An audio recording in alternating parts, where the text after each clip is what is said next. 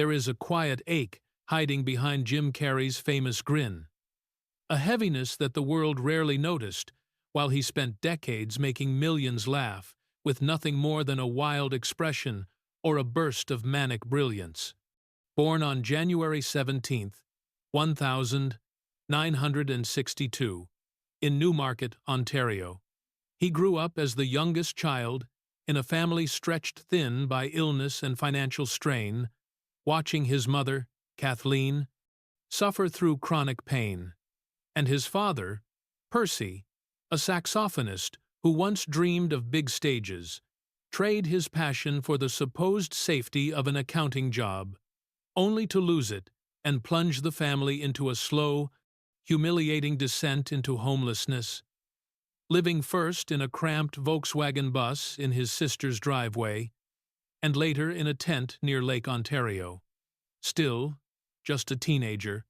Jim took work as a janitor and factory security guard, eventually leaving school at 16 to help keep his family afloat. All while using goofy impressions to cheer up a mother who could barely get out of bed, masking his own fear of ending up like his father. Someone who sacrificed everything and failed anyway. That fear pushed him into comedy with a desperation most people never saw.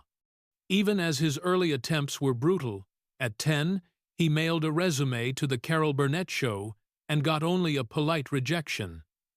At 15, he bombed in a polyester suit his mother picked,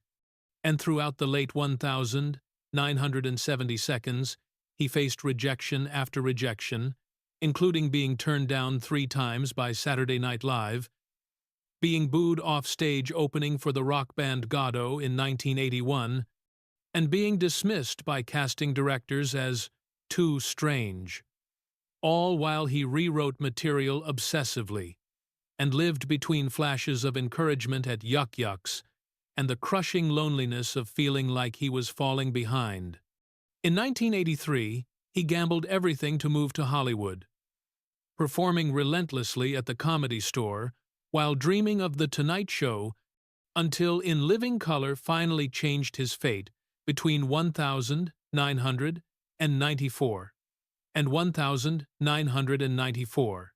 showcasing the fearless characters and explosive energy that studios once rejected,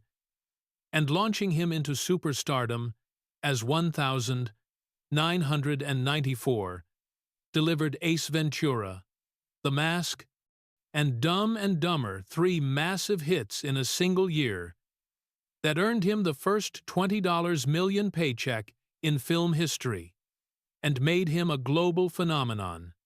just as he buried both his mother in 1991 and his father in 1994, leaving him grieving privately, while the world celebrated him loudly. Marriages cracked under fame's intensity. Depression trailed him everywhere, and even as he won Golden Globes for The Truman Show and Man on the Moon, and proved his depth in Eternal Sunshine of the Spotless Mind, he carried a strain no audience could see, a burden that deepened during his tumultuous relationship with Catriona White,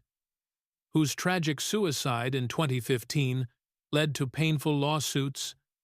leaked personal messages, and scrutiny so intense that Jim disappeared from Hollywood,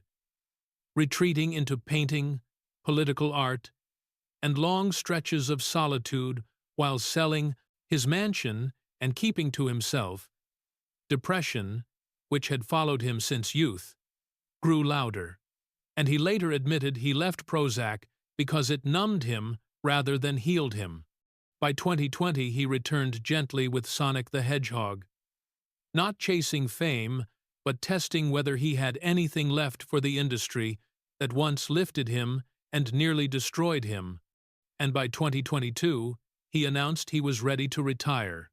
explaining that he had said what he needed to say and would only return for something written in gold ink,